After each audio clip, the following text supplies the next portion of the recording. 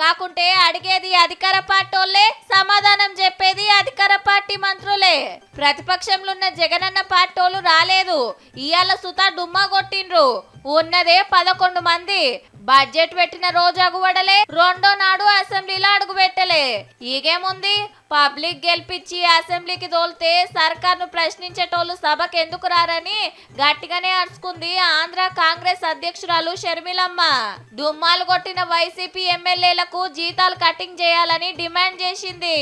మీరు అసెంబ్లీకే వెళ్ళను అంటే మీరు ప్రజలకు వెన్నుపోటు కొట్టడం కాదా? మీరు అసెంబ్లీకి వెళ్ళకపోతే రాజీనామాలు చేయండి. మీరు రాజీనామాలు చేయండి. ఈసారి మళ్ళీ మీరు నిలబడితే ప్రజలకు చెప్పండి, మేము అసెంబ్లీకి వెళ్ళము.